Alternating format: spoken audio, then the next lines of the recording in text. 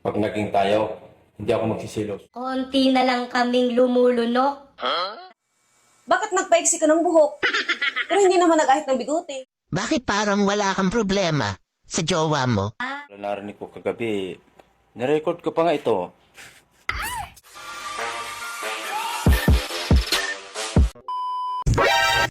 Lagi daw ang cellphone ang hawak ko. Alam nga namang itlog mo.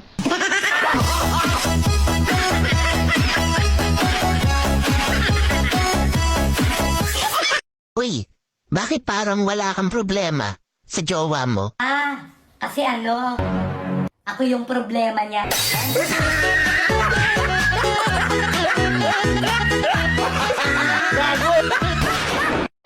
Konti na lang kaming lumulunok. Tapos, sasayangin mo pa ako.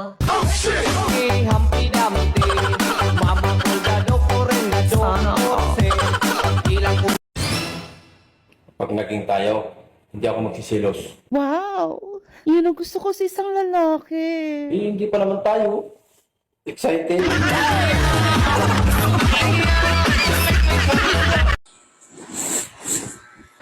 Sino bang nag-chat sa'yo?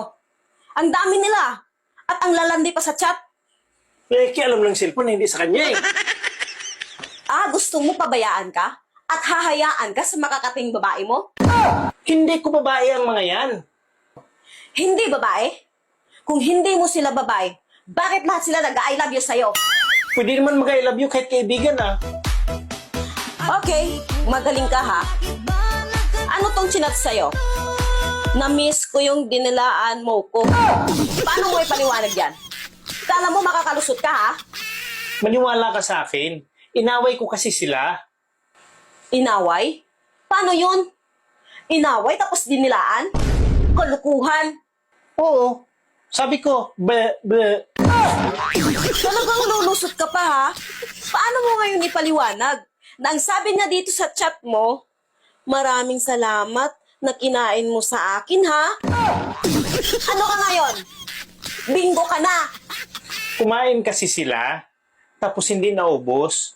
Kaya sinabi nila sa akin, Kuya, kainin mo to. Sayang kasi pag itapon. Kaya kinain ko yung pagkain nila. Magaling! Talagang lulusot ka pa ha? Bakit ang sinabi niya dito, punta ka sa bahay, na-miss ko haplos mo? Wala ka nang lusot dito. Haplos pala, ibig sabihin, hinimas mo? Alam mo naman na manghihilot ako eh. Nagpapahilot kasi siya sa akin. Kaya yun yung ibig sabihin niya na haplos. Hindi ka talaga mauubusan ng katwiran. Malandi talaga ang mga babae na yan.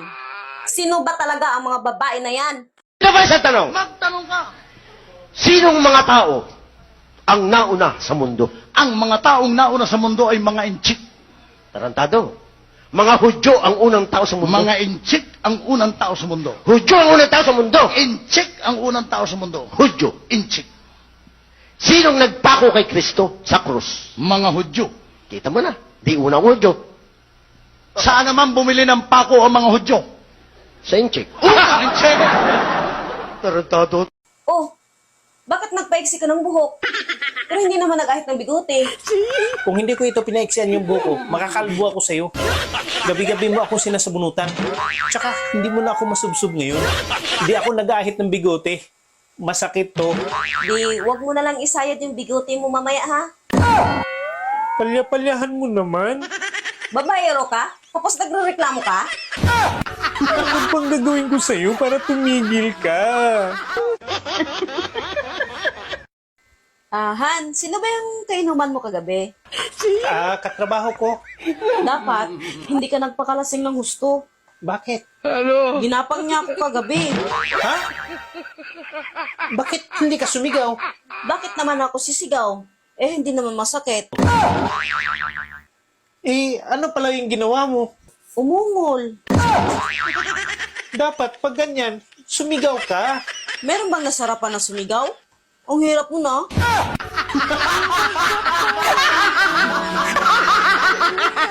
Waiter, bakit may langaw tong arroz caldo ko? Hello? Sa halagang 5 piso, anong ina-expect mo? Manok?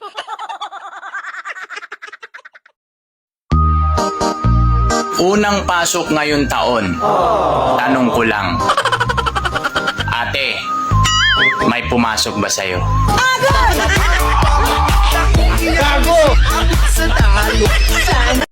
Han, namimigay daw ng bigas yung kapitbahay natin ah. Namimigay ng bigas. Sino doon? Yung kapitbahay natin na lalaki, nasulo lang sa buhay. Ah, yung kapitbahay natin na mahilig manguha ng panty. O ano, ikaw na ba pupunta ron? Para kumuha ng bigas? Sayang din kasi, ang mahal ng bigas ngayon. Ikaw na lang siguro ang pupunta ron. May gagawin pa kasi ako. Ah, sige, ako na pupunta doon. Oh, ba't ngayon ka lang? Bakit ang tagal mo kumuha ng bigas? May pila ba? Oo, kasi binigyan pa ako ng 5 kilong karne. Oh, lahat ba kayo binigyan? Hindi, ako lang ang binigyan. Eh, bakit ikaw lang? Ang dami niyong kumukuha ng bigas ah. Ah, may inutos pa kasi siya sa akin.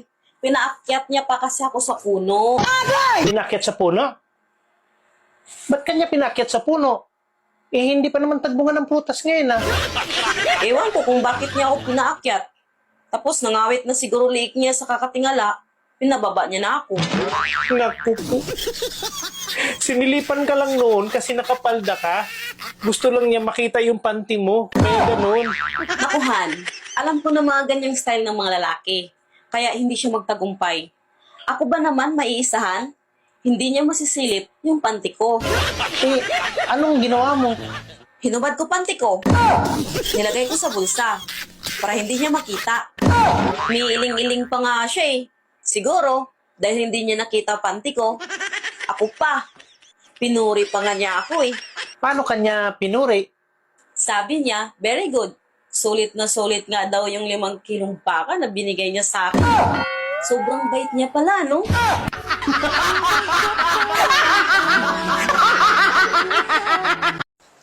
Han, buntis ako. Ha? Bakit ka buntis? Baog ako ah. Hindi pwede yan. Hindi ko pananagutan yan. Ha? Sinabi ko lang naman na buntis ako. Hindi ko naman sinabi na sa'yo to.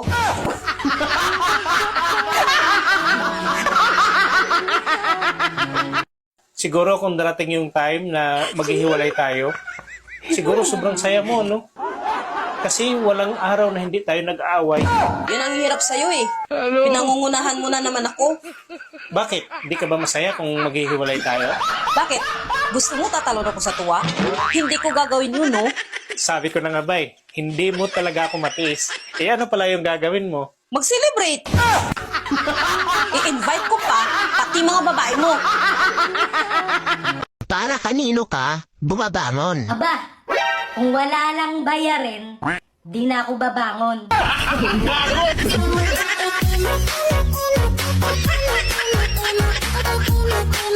Ate, totoo ba pag nasasaktan umiiyak? Siyempre naman. Nasasaktan yun ah. Kaya pala narinig ko kagabi, nirecord ko pa nga ito. Sakit, no?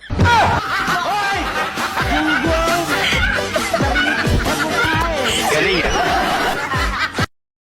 Kuya, pag minahal ba kita, papayag ka? Oo naman. Pero kaibigan lang.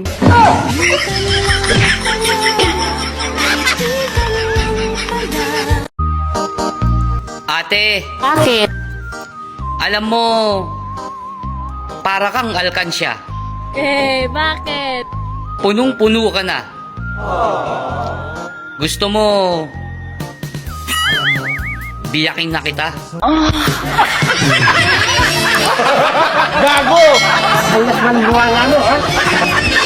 Hayop ka talaga!